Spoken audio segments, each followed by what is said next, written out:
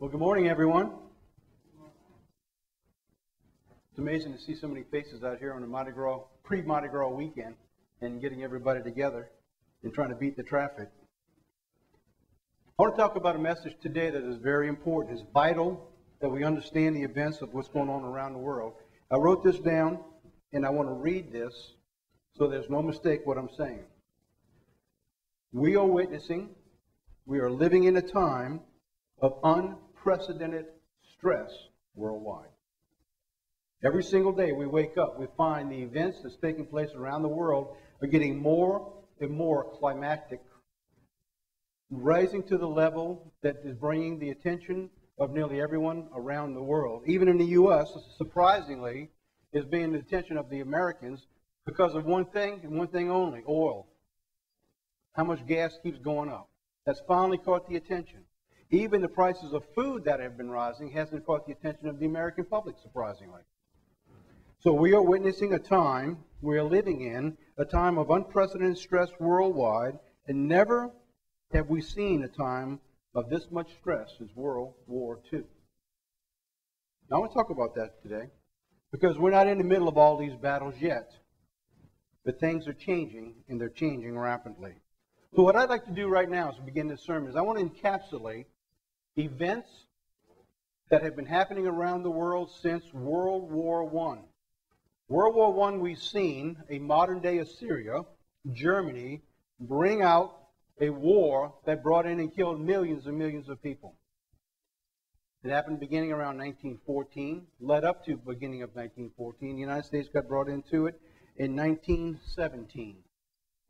Following that war, in Germany's humiliation, the people never had a pride within themselves, and the economics of that nation brought them to bring about a ruler who was going to bring them out of the poverty they lived in, and they wanted change, and it didn't matter what it was as long as they could make themselves better. And eventually Adolf Hitler rose to power, and we know the story since then. World War II, when the church looked at the events that was happening there, Mr. Herbert wrote, and you can go back and find this, back in the late 30s and the early 40s, that he believed that we were at the time of the end. And in fact, when you look out throughout history, you'll find that God has allowed nearly every generation to live through a time where you can look at and say, well, you know, this just might be the end time. We'll move that up a little bit to stop some of that noise. He wrote that Hitler would march across Europe, taking every nation in its path. Eventually, he tied in with a pact with the Mufti down in the Islamic nations, and through that pact and his marching down as a king of the north, moving to the south, tying in that pact would eventually overflow many countries, fulfilling the prophecies of what he believed at that time of Daniel 11 being fulfilled, verses 40 through 43, through those many nations, through the Holy Land, and eventually Egypt would not escape. The scenario looked like that was going to happen, but it didn't. 1947, Israel began to be established as a state, a recognized country in modern day times. Had not happened for hundreds and hundreds of years. From that time on, it began to look like now that Israel was established, it would have the fulfillment of the prophecy that armies would surround Jerusalem. It didn't happen. What people failed to realize at that particular time, even though the nation of Israel was established as a sovereign country, it did not yet control Jerusalem. 1967.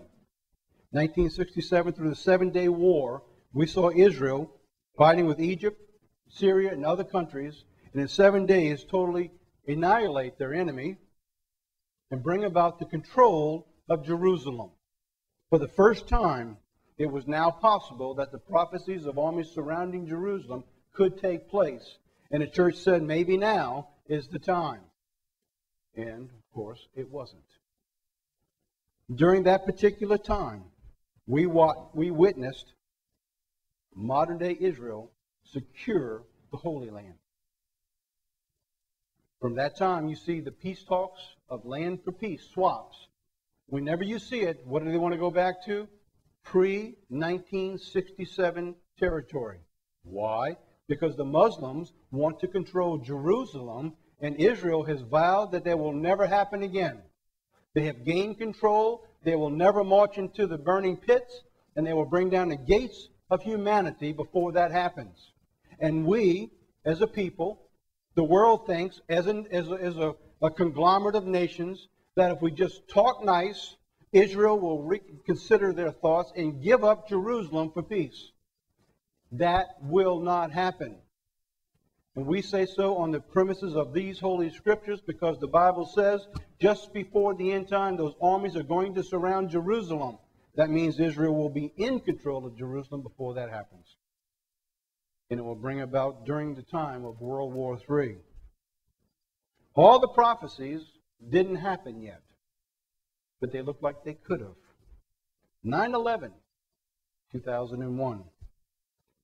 We began to witness another prophecy being fulfilled as the building blocks for biblical fulfillment, another block was put into place.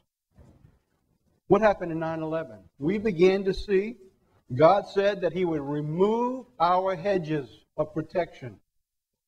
And as we watched those two towers, and God talked about He would break the pride of our power, to the very essence of what we looked at, through the harbor by the Statue of Liberty, those two great towers were the central focus coming in, where the nations around the world had their offices in those buildings come down.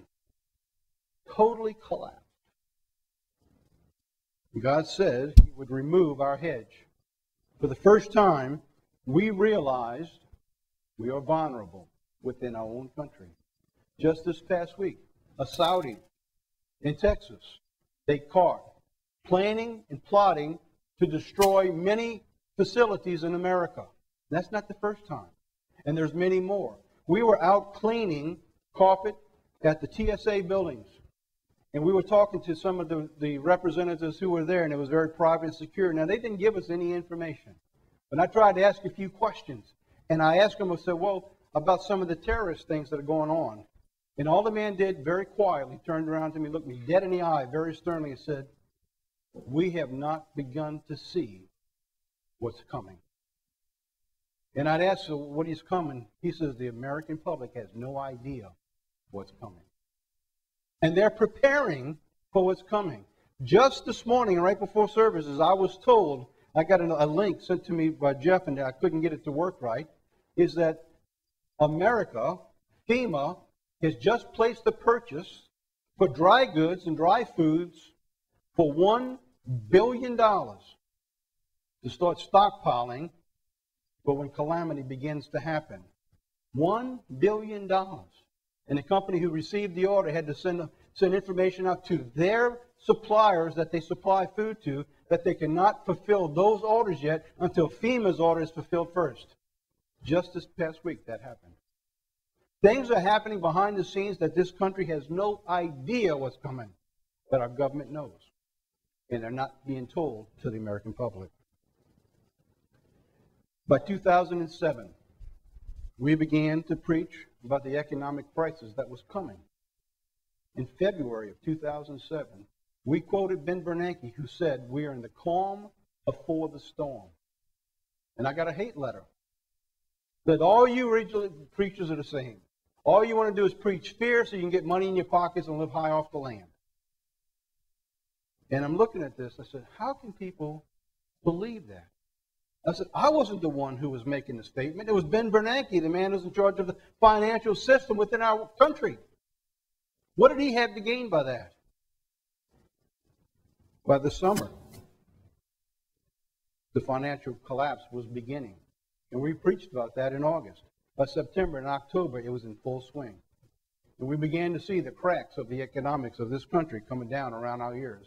And had it been not put in for billions and trillions of dollars, not just in this country, but in Europe, and in Asia, and in China, and Japan, and from countries all over the world, had it not been for multi-trillions of dollars, we would have seen an economic collapse in 2007. And it began to go down year after year after year. And now we're being told we're doing much better than we were doing before.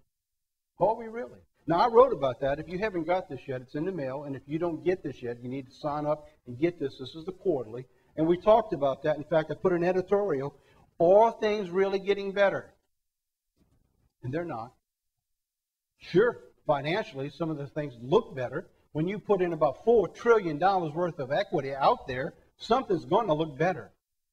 But it's all debt. It's not growing anything. The job market is still 20 to 21% of real unemployment. Not 9.4, not 15. It's 20 to 21%. That means 1 in 5 people are out of work, or working part-time, or they can't find jobs at all.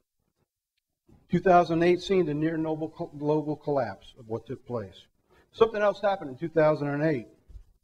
We began to witness for the first time the governmental policies change toward our brothers in Israel. That is more climatic than people ever dreamed what was taking place.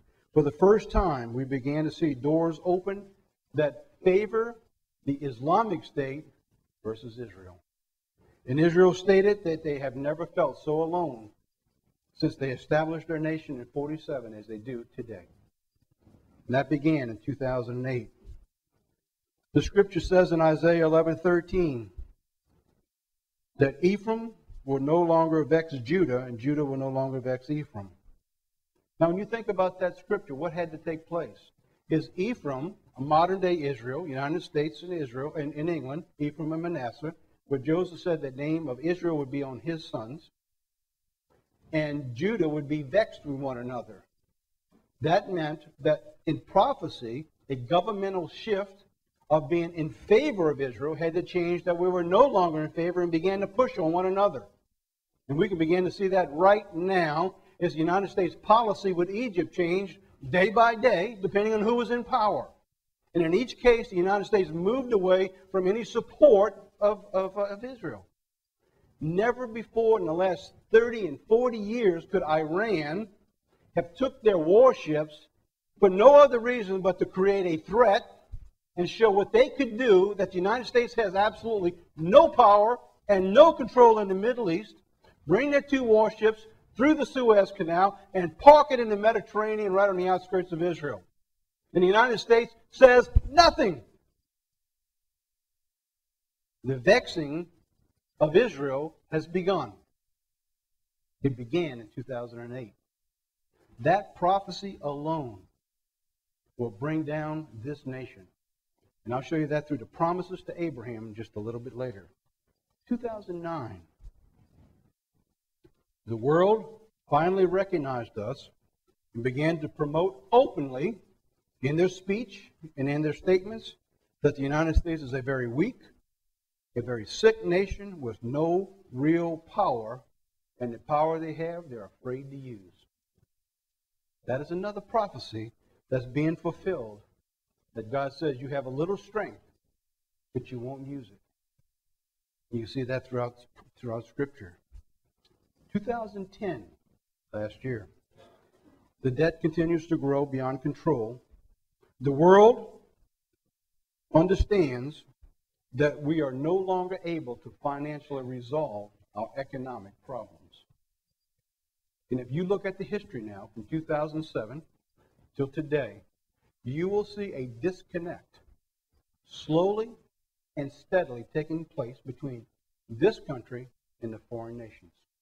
Little by little, so they don't affect their own economies, they have been gradually separating themselves from us, using our technologies, our monies, to build their countries to be able to destroy us down the road.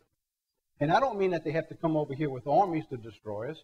They will destroy us economically by cutting us off. The debt that we have created, they know cannot be controlled.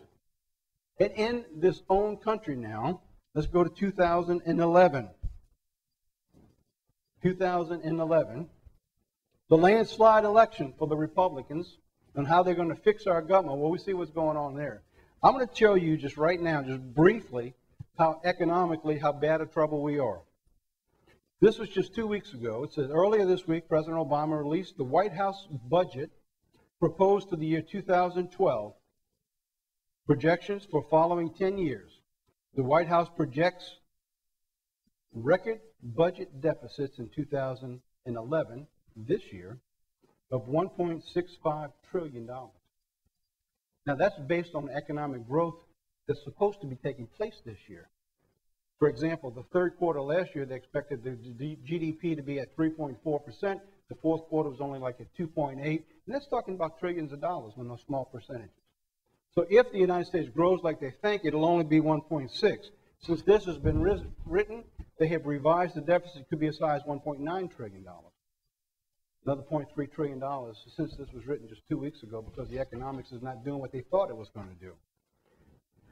1.6 trillion for 2011, 1.1 for 2012, another 668 billion in 2013, 645 billion in 2014, to a low of 607 billion in 2015, and begins to work it up. These are deficits that are being added to our economy every year, atop of the 14 trillion we owe right now. Now, by the way, sometime next week, the government may have to shut down because they have reached their spending limits unless somebody playing chicken with one another decides, okay, we're going to have to raise the limits. Everyone knows they have to raise the limits, but you know what's going on for power now? Who's going first, and who's going to position themselves better to be in the office next time? This is incredible. I mean, this is absolutely phenomenal. It doesn't matter what's best for our country anymore. Everybody says they got what's best for our country. The positioning is going on right now. Who's going to be elected in 2 years? Which party is going to get in? I'm sorry, but that's what's going on right now. Meanwhile, the deficit continues to rise.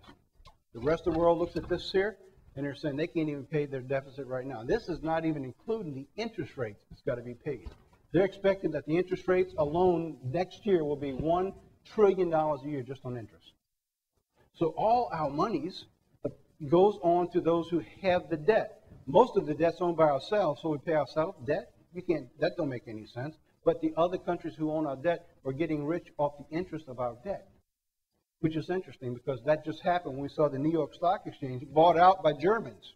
The German stock market just bought the New York Stock Exchange from where? From money that came out of America through the business investors here out of their greed, was able to get in over there to prop that market up and make it financially stable to the point that it comes over and buys us out. Our own money sets up foreign nations and foreign businesses to come and buy us out through the greed of America. 2011. Let's go on. God says in Jeremiah 4:30 this, and when you are spoiled, what will you do? God's asking, what will you do when you're spoiled?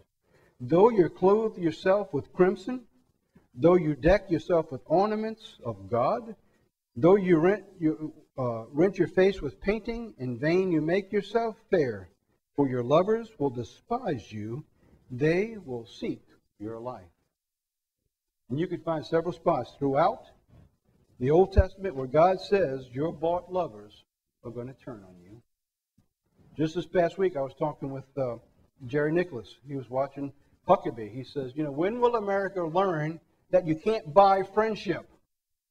I don't know if he knew how true of a prophecy he was just witnessing when he made that statement. Because the Bible says you're bought lovers. And we're in bed with all these other nations. Why? Because we throw billions and billions of dollars at them. For no other reason. And when the money dries up, so will the alliances. And we're witnessing that going on right now. What else are we witnessing? 2011. I believe that what we're witnessing ultimately will result in an establishment of a king of the South. I believe that we will have a coalition of Muslim nations, possibly headed up by Iran or Egypt, or through a team of these Muslim nations who have already threatened Europe that if they do anything, they will cut off the supplies that go to Europe. Now, our price of oil here in America, is at $96, $98. It actually reached $102 this past week. But did you see the price of crude oil in the Northeast? $111, $112, $114 a barrel. Their prices of gas going to be $6, $8, $10, $12. And when these nations in the South begin to threaten the North, you'll see the king of the South pushing Those things are going on right now. What we're witnessing right now, we began to talk about just 2 years ago in the two seeds, is a rise of the radical Muslim people to try to take over the rest of the world. And we're seeing that going on right now. I want to read something to you. It's a little longer than I normally read, but it's very important that you hear this, because this is quoted from someone who lived through, and his family lived through, the takeover back in Germany during World War II. This is about a man whose family was a German autocracy prior to World War II. He owned a number of large industries and estates. When asked how many people in Germany were true Nazis, the answer he gave can guide our attitude toward fanaticism.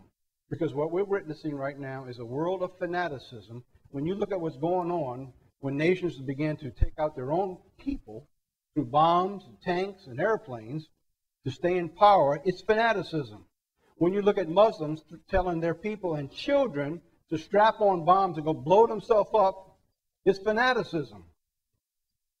He says his answer was this: very few people were true Nazis. He said, but many enjoyed the return of a German pride, what they lost after World War II when they lost the war and had shamefaced. Says they began to see pride coming back, and many were just too busy to care.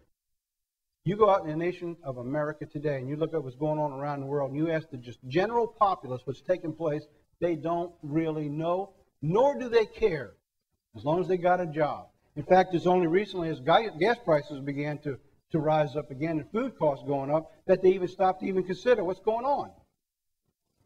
He says, I was just one of those Nazis, one of those who thought that the Nazis were just a bunch of fools. And that's the way it is with today. There's a bunch of these Islamic people, just a bunch of idiots over there.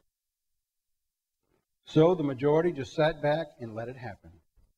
Then before we knew it, they owned us. And we lost control, and the end of our world had come. My family lost everything. I ended up in a concentration camp, and the Allies destroyed my factories. We were told again and again by the experts and the talking heads that Islam is the religion of peace, and that the vast majority of Muslims just want to live in peace. Although this unqualified assertion may be true, it is totally irrelevant. Now that's interesting. In other words, even if it was true, it doesn't make any difference what the man's saying. If the majority of the Muslims want to live in peace, he said it don't make any difference. The majority of the Germans just wanted to have a little pride and live in peace. He said it's irrelevant. He said it is meaningless fluff meant to make us feel better and meant to somehow diminish the specter of fanatics rampaging across the globe in the name of Islam. The fact is that the fanatics rule Islam at this moment in history. We need to understand that. The fanatics are ruling Islam at this point of time in history. Maybe 30 years ago it wasn't true, but it is today. When you look at what took place in Egypt in its fall, you'll see what was behind it. When they said it has nothing to do with Islam, as soon as the government toppled, the Brotherhood, the Muslim Brotherhood moved in, and they brought in a cleric that has been ousted for 30 years and brought him back in, and now are moving in and have set their claim that if they get in, they've prepared the Egyptian army to destroy Israel. In a matter of 1 month, this took place. Amazing. Now he goes on to say, it is the fanatics who march. It is the fanatics who wage any one of 50 shooting wars worldwide. It is the fanatics who systematically slaughter Christians or tribal groups throughout Africa and gradually are taking over the entire continent in an Islamic wave. It is the fanatics who bomb, behead, murder, and honor kill. It is the fanatics who take over the mosque after mosque.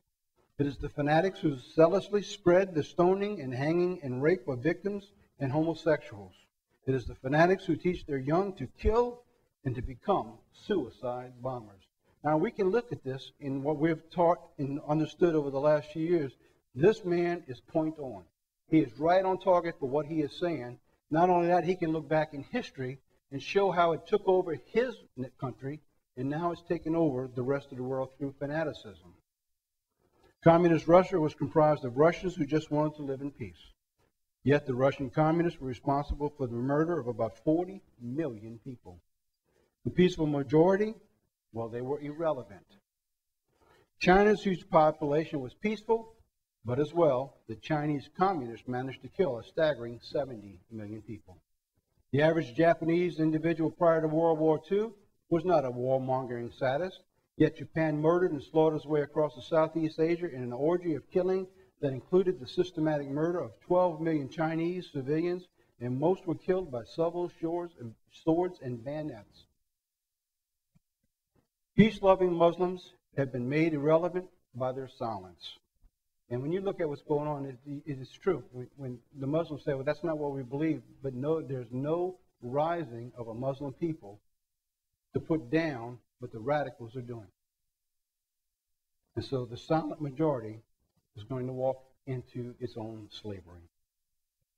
Peace-loving Muslims will become our enemy if they don't speak up, because like my friend in Germany, they will awaken one day to find that the fanatics own them and the end of their world has begun.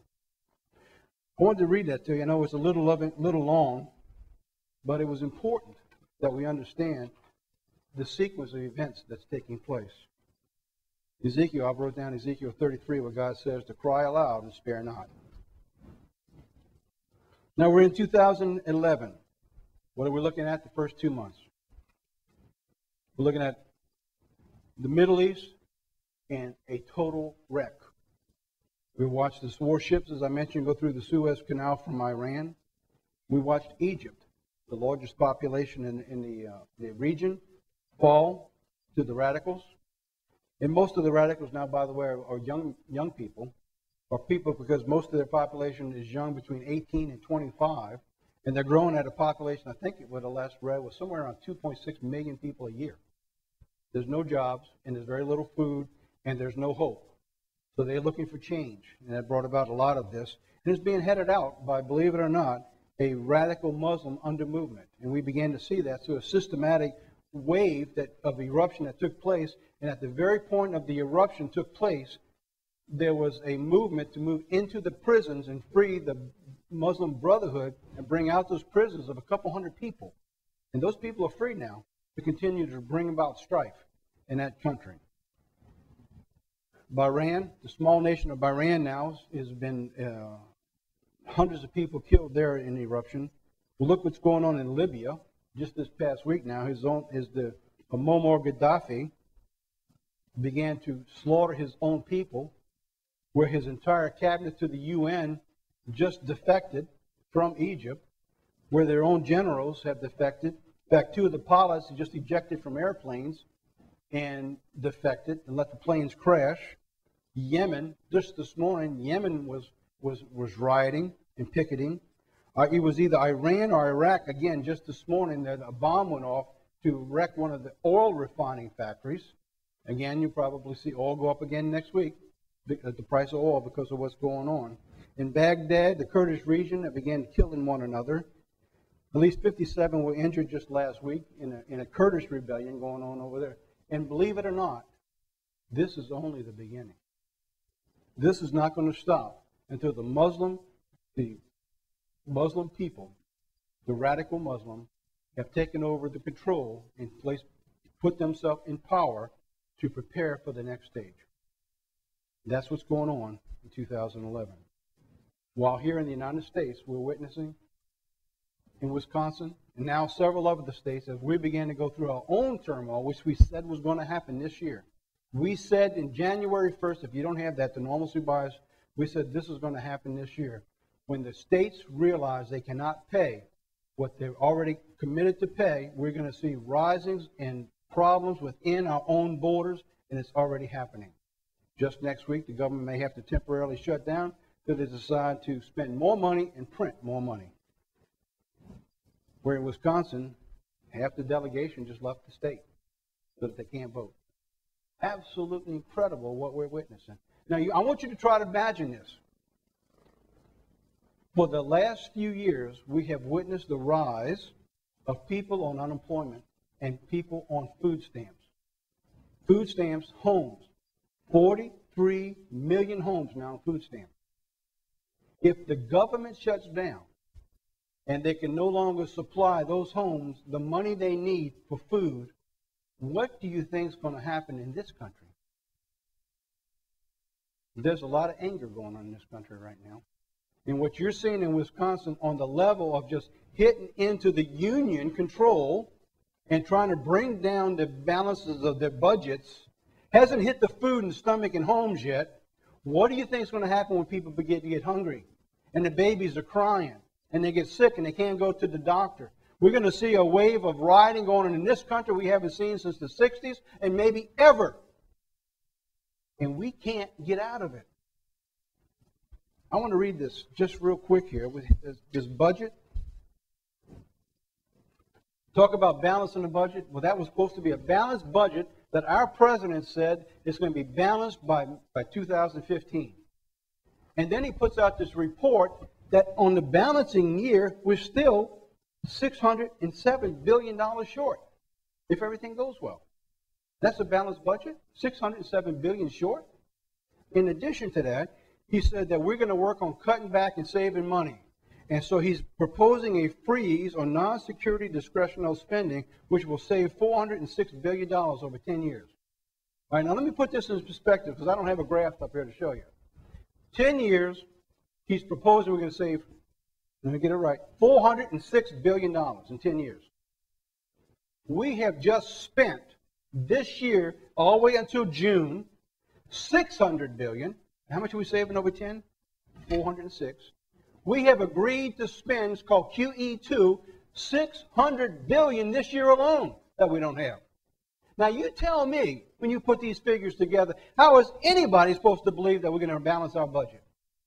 Now, if people like you and I can see this, what do you think the dignitaries and the people who know economics in China and Germany and England and all these other nations are going to think when they read this stuff? It's a bunch of hogwash, and they're going to know we're not serious. And they know the day of reckoning is coming, and they're preparing for it. And that's what we're getting ready for here, as God's people. We're trying to get ready for it. Now, where did all this begin? Let's go back to where all this began. Let's put a few scriptures together and bring us to today and what we need to do as God's people.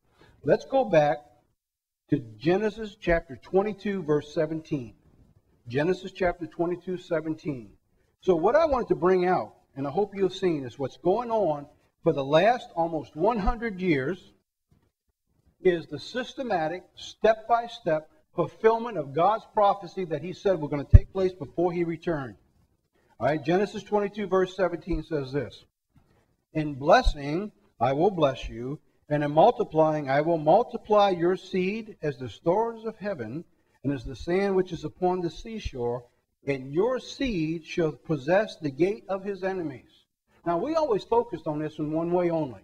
We focused it on as a church that how the blessings of God to Abraham is being bestowed upon modern-day Israel, and that we're going to possess the gates. And we've seen that through England. You know, the kingdom, they controlled most of the world, most of the gates and the shipping lanes. And we've seen the United States also pick up on a lot of that. But here's what we didn't concentrate on. That we will possess the gate of who? Our enemies. What do you think our enemies are going to feel when they're now watching our nation living high off the land, debt beyond control, living lavishly, can't pay our bills, and they're going hungry? They're our enemies. You don't think that's going to bring about a rebellion and a revolt against this nation? Now let's go another couple of chapters down. Chapter 24. Genesis 24, verse 60. It says almost the same thing to Isaac, I believe this is. And it says it a little differently. Because the blessings went from Abraham to Isaac and to Jacob and to Jacob's children. Verse 60, 24:60. "And they blessed Rebekah, and they said to her, You are our sister, and you be the mother of thousands of millions, and let your seed possess the gate of those which hate them." Now, you know, we never concentrated on that part of it as a church. We always concentrated on being in the power, being in blessed. Well, you know, those people that we controlled those gates, they don't look at it the same way as we did. They're looking at us being manipulated, being controlled, being ruled. watching their nations being starved out in many cases. And in fact, that's what's going on today. These nations are blaming the United States for that $600 billion QE2 and the printing of money, of raising the inflation across the rest of the globe, but they can't afford to feed their own people. And they begged the United States not to do it. The United States ignored them, and they printed the $600 billion, and they're going to finish it, even though they don't need to finish it. Why? Because it's going to the banking system, into the economic coffers of those in this country who control the wealth. But you try to get that money passed down to the little person today, and you can't hardly get a loan to save your soul. But all that money's out there with somebody. And it's going overseas, and it's raising the inflation around the world, and they're hating this country for it. They're watching their inflation rising out of control, and they can't seem to stop it because it's all pegged to the U.S. dollar. And we talked about that in the recent sermons, on the bias sermons. So if you don't have those, you need to get those. Now, let's go back now to the beginning of this. Well, actually, let me give you one more thing on blessing. Go to 48, Genesis 48. Genesis chapter 48. We'll begin reading verse 11. Genesis chapter 48, verse 11. And Israel said to Joseph, I had not thought to see your face, and lo, God has shown me also your seed. This is when Joseph had been sold into slavery, into Egypt. And Jacob never thought he'd ever see Joseph again. Here he is in old age. Now he gets to see his son and his grandchildren, which he never thought he'd be able to see. So Joseph brings the two children, and you know the story of the blessing. Let's move on now in the same area. Let's just move on just a little bit further to verse 16. It says, And the angel who redeemed me from all evil blessed the lads, and let the name be on them, and on the name of my fathers Abraham and Isaac, and let them grow into a multitude in the midst of the earth. So, why is the rest of the world hating America? Because there's an undercurrent of Satan and his demons that realize that even if the world doesn't know, Satan does, that the United States, that England, modern day Israel, all have the name of Israel on them. And Satan hates that. And so he's bringing about the rebellion of what the people believe belongs to them, not to God's people. How come? Let's go back a few chapters now. In Genesis chapter 16. Genesis chapter 16.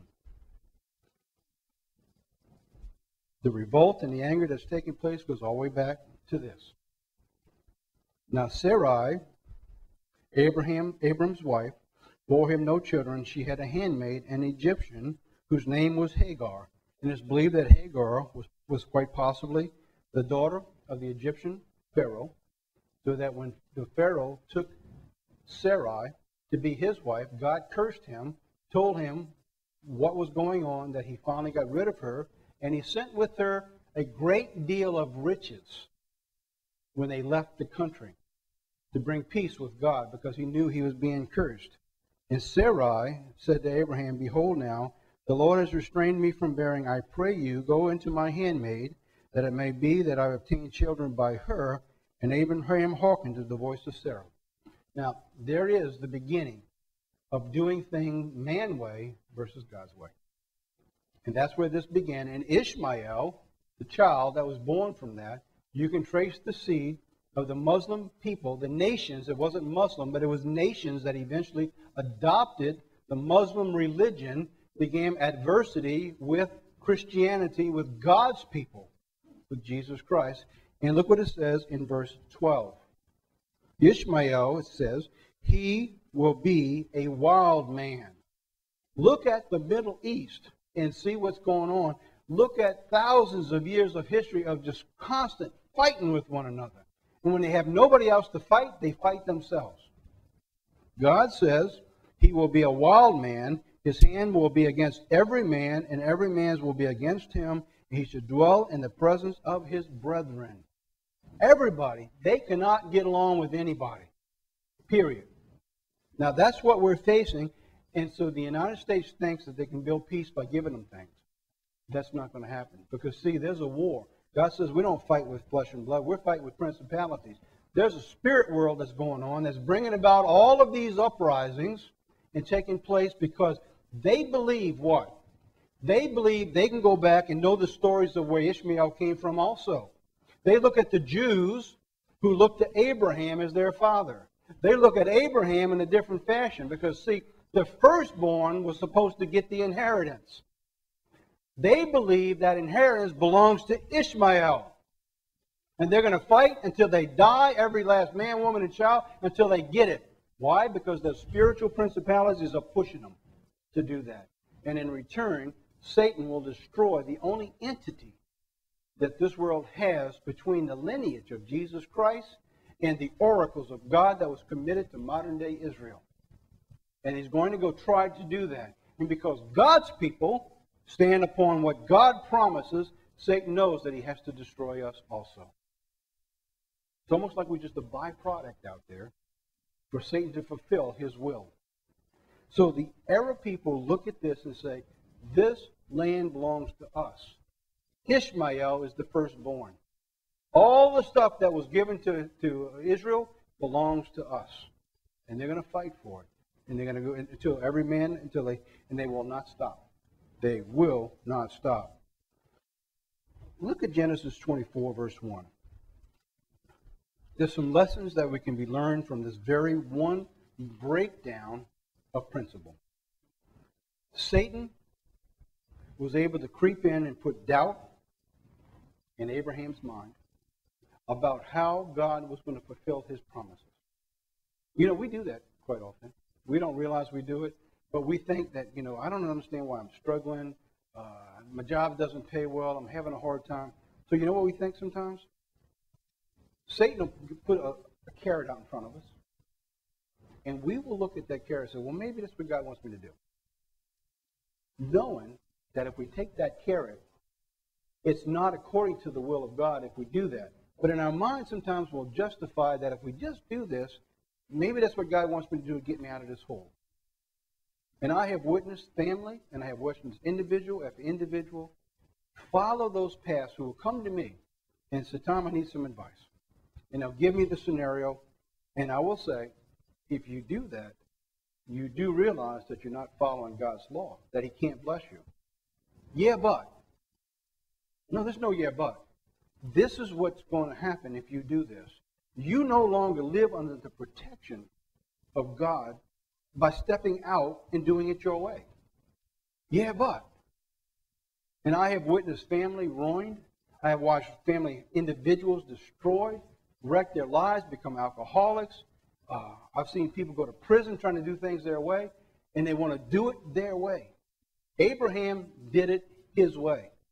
Yeah, he listened to his wife, but it doesn't make any difference. He made the decision to do it. He learned from that lesson. And from this time to then, we have paid a price even till now because of that decision that he made. And if we do that as God's people, our way, and don't listen to whatever God's leading us to do, and sometimes we don't know right away. Sometimes it takes time. It takes prayer. You know what it takes sometimes? Sometimes getting beat up a little bit, holding fast till God opens the door to do it his way. And you will know as long as it follows God's way, whether it's right or wrong.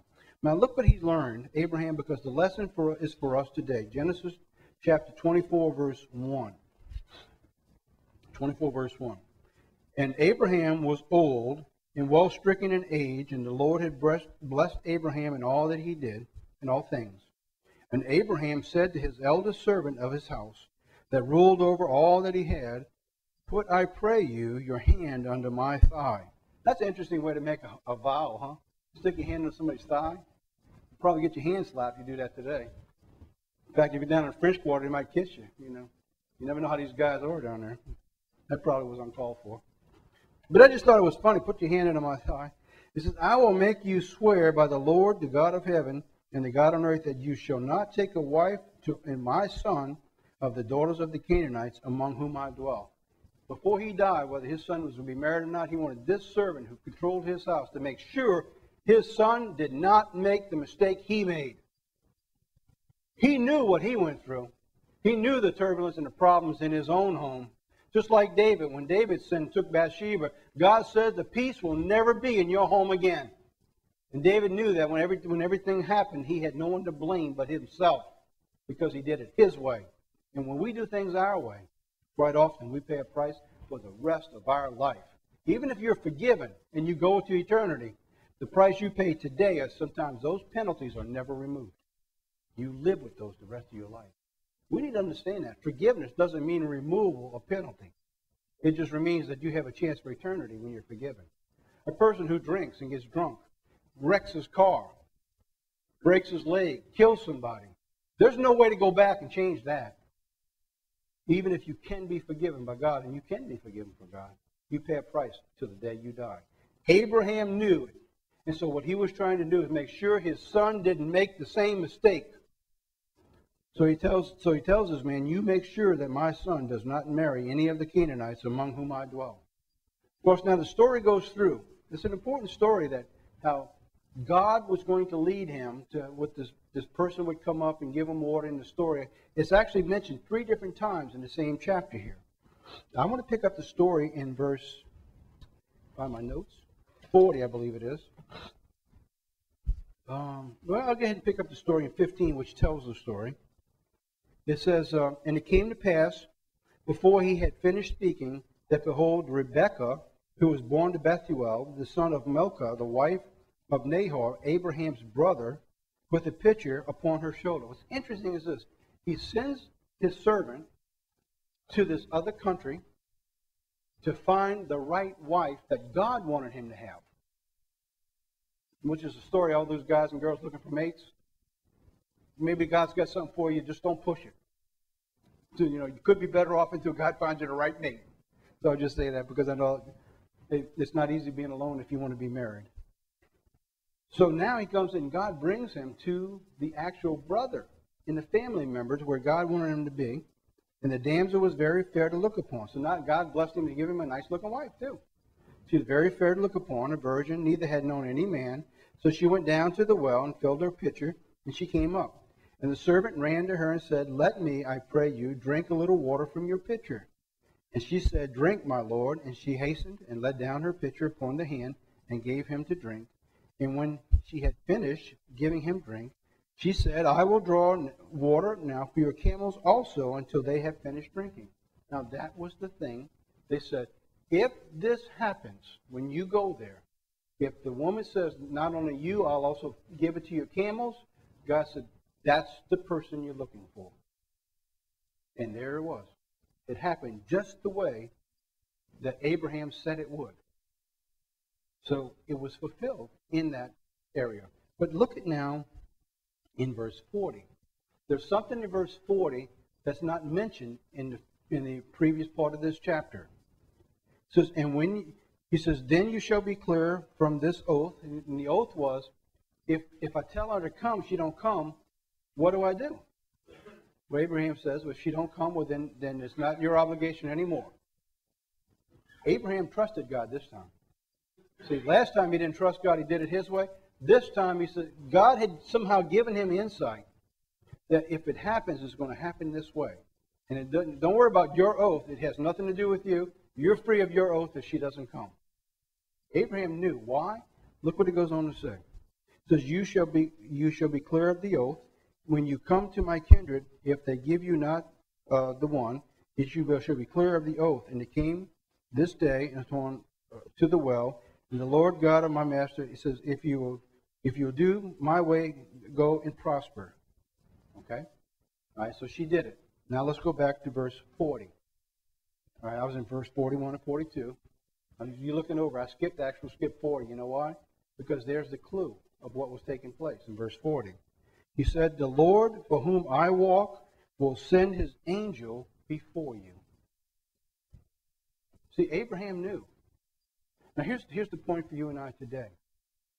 Wherever we go, going forward into the biblical fulfillment of prophecy, we know that God is going to send his angel before us. If we follow his paths. That we need to be clear on. When it looks in doubt, if you go a different direction, and you know that direction is not the direction God has put you on, you may be going your way. It has to be God's way going forward. If we, as a body of believers in God's church, try to go off in any other direction than what's been telling us we must do, we are in danger of the protection that God's giving. And when it comes down to it, when God says no harm will come nigh thy dwelling, it's only if you are in the protection where that angel has led us. Our prayer must be, as God's people, that His angels and His Spirit will direct our every path. That means we need to begin to focus as a team, working together and looking for that direction upon what's going on. Otherwise, we're going to do it our way, and then we're not going to be protected. And I've watched people who do that step out and go and do it their way and just watch them lose everything they own. I've watched people go to prison. I've watched people suffer physically because the job they took, all of a sudden now they're injured and they can no longer work again. When I told them, don't take that job. It's going to require you work on the Sabbath. And I was told, and there was one particular incident, yeah, but if I just do this just for a little while, I can get out of debt. Well, on a job, he got injured. Now he's in worse shape than he ever was. You can't go back and change it. There's a couple of other lessons I want to share with you what Abraham learned that's left for us today. The first lesson is let God lead you to His desire for you. That's hard to do, but you've got to be in touch with God, and you've got to be praying daily with God. So let Him lead you to His desire for you. Abraham learned that. He learned it the hard way, and we are in the middle of the turmoil from what he didn't do to begin with. That's not going to be rectified till Jesus Christ returns. 2, keep away from areas that remove you from that plan of God. All right? Don't go into areas that you know that God's not going to be in. If Jesus Christ can't be there, don't go there. 3, Genesis 25. Look at Genesis 25. This is really interesting, what God's doing here. And I believe He's going to do this to His people at the end time.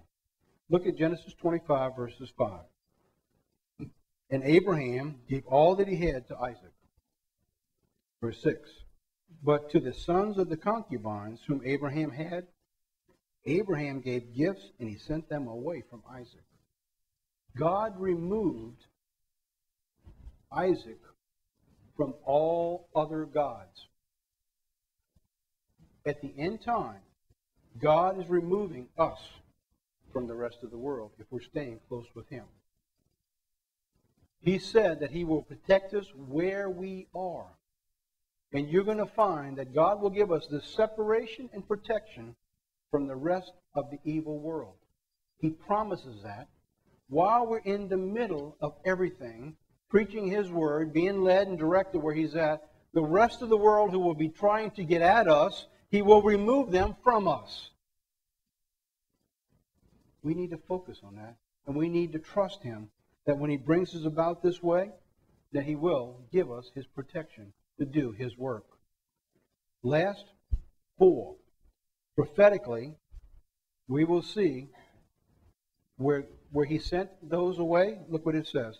He sent them away, verse 6 still, from His Son, yet while He lived, eastward unto the east country. Now that's interesting. Why would that be brought out? Why would God specifically say He sent them to the east country? Well, that's where all the Muslim people was eventually going to settle. And we can look at Ezekiel chapter 8. And what do we see? We see God's priest standing with their backs to the altar. And what are they doing? They're looking to the east. They're praying to the east, to the sun god, to the foreign gods, to Satan. And God's telling us ultimately He's going to separate His people from the rest of the world who are doing what? Looking to the east, where the sun rises. Satan and his power on this earth. And God's saying He's going to separate His people. We need to believe that. We're in the midst of all this turmoil that's taking place. Why is that so important to us? Well, the chapters we know them vividly in 24 of Matthew. Let's turn there and go to our closings.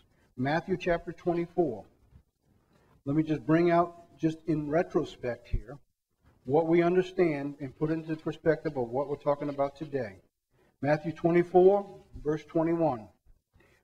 Within there should be great tribulation. We look around what's going on in the rest of the world. We're seeing now things are beginning to escalate. Now, I think what's going to happen to this in a very short span of time, when all this begins, it'll settle down a little bit again. We will see a change in power. And we'll eventually set the place when God decides to make the final move. I don't think the turbulence that's taking place now is the end. But I think it is setting in place the opportunity for the end to come. So we got a little bit of time. So when we're seeing these things coming, that means God's giving us time to prepare ourselves. I hope we understand that. To prepare ourselves. Because when all these things get into power, they still need one thing. They don't have food and they don't have money. They still need the United States. Until they can draw the rest of the food and money from us, things will settle down a little bit before we're totally discarded. So you got a little bit of time, but you don't have a lot. When it happens, it's going to happen quick. It says there'll be great tribulation, not what since the beginning of the world to this time, no, nor should ever be. And here's what's important for you and I, and this is why it's so critical that you and I hold fast. But except for those days should be short, and there should no flesh be saved, but for the elect's sake. God knows it's for the elect's sake, and so does Satan. He's going to try to destroy Israel, and he's going after God's people because he knows he has but a short time. There's a time plan that God's got, and it's coming to an end, and it's coming quickly. Now, one of the things that all those prophecies I talked about point to 5 different things, or actually I got 6 different things here. Let me bring them out real quick like. Pointing ahead, the years between 2015 and 2020 are going to be some turbulent times for our country. We just read that God talks about the time of no flesh being saved. Talks about the time of giving mankind 70 years. Following World War II, somewhere between 1948 and 49 or 50. The United States and Russia created enough bombs to destroy all flesh off the face of the earth. Jesus Christ says from the time that was possible, that generation shall not pass. We began to preach that in the sermon, This Generation Shall Not Pass, 2006. If you look at somewhere within the 70-year span of time, from the time it was possible to eradicate all mankind, we're looking at the years 2017, 2020, or somewhere in that range. Now let me be clear. I'm not talking about the return of Jesus Christ, because I don't know. I'm talking about what events are shaping up to give us a lot of trouble. Where this says, no, since the beginning of time, the tribulation and the trouble never been. Well, look what's coming. 2, 1967, Israel took control of Jerusalem, and in their Jubilee, when they say they're going to be free of all things, what year we're looking at? 2017 again. Change in policy. Judah vexing Ephraim. We're looking at that taking place, and that's going to come about as we back away for the next 5 to 7 years, they say. Israel thinks by 2017, 2018, they will be totally alone, defending themselves, and they are not afraid to use the bomb. Modern day Assyria. When we look back in the duality of modern day Assyria versus ancient Assyria, it was 100 years that the Assyrians troubled Israel and took them captive in 3 successive waves. If we look at modern times, from 1917, when the United States got into World War I, we have the first succession of trouble. Second one in World War II, we come in 2017, 100 years, thereabout. That we see the Germans now rising up. In fact, I just mentioned the Germans bought off stock market, the New York Stock Exchange. The Germans did. Germany's rising up. They don't have the economic problems everybody else has. They have just said they're not going to put up with the Muslims. They're going to put them in their place in their country. So this king of the south, they're not going to listen to. And Germany's heading up modern-day Europe, which is going to be the king of the north, who's going to eventually push down against the Arabs. And they're going to overpower the king of the south. Because the south may have the oil, and they may have the money right now, but they don't have the economic power that Germany's going to put together. In fact, they're the ones controlling the Middle East right now and the Mediterranean Sea. So it'll be them, and here we go, 100 years, that they'll be coming about. And the financial collapse of America, they're predicting 2015, 2017, that the Social Security will begin to spend more money in payments than they bring in. They don't have any money right now because they didn't borrow it all, but eventually at that particular junction, it turns around. Who knows how many people are going to be on food stamps by that time. And they're expected that the debt by 2015 can never be overcome. If it's not captured by 2015, it can never be overcome. Well, I personally think it's too late now, but they're saying 2015. Those 5 things, 6 things, 6 was the Social Security. The U.S. is behind. There's no hope for the economics and the changes in Europe between 2015 to 2018. They think they'll have their own currency. They won't need the dollar no more. But we're beginning to see all those things. Many things are pointing between 2015 and 2020 that should raise the hair on the back of our heads to make us take notice of what's going on and taking place. Satan knows he's going to go after his people because we have but a short time. In the middle of it all, we have this taking place where we're at in Matthew 24. He says, many shall be offended in verse 10. Many shall be offended and shall betray one another, and they shall hate one another. Now, in God's churches, that shouldn't be. God's churches are split all over the place. But you know what I'm witnessing?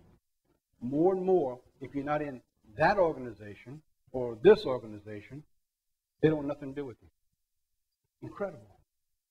Absolutely incredible. We're moving to a time that there should be no organizational boundary lines. We are of the body of Jesus Christ. And I'm hoping that we can be a way to be able to bridge some of those gaps. I don't anticipate or even try to put churches together. I don't believe it's going to happen because Daniel 11 says so. It says, when God has accomplished the scattering of the power of the holy people, then the end will come. That means if I'm working toward trying to put things together, I'm going against the prophecy of what God says is going to happen. In other words, I'm spinning my wheels. I can desire it till the cows come home. It's not going to happen. But I believe we can do this in verse 14. And this gospel of the kingdom shall be preached unto all the world as a witness unto all nations, and then shall the end come. If we can do this, if we can put aside our differences as churches and organizations of God's body, if the Muslim people, if Iran and Egypt, mortal enemies, Sunni and Shiite, can put aside their differences to destroy Israel, cannot God's people who have the Spirit of God put aside their differences to be able to come together with one voice and say, thy kingdom come, and not fight with one another. We need to, as God's people, put aside the differences and focus on one thing. Repentance, for the kingdom of God is near.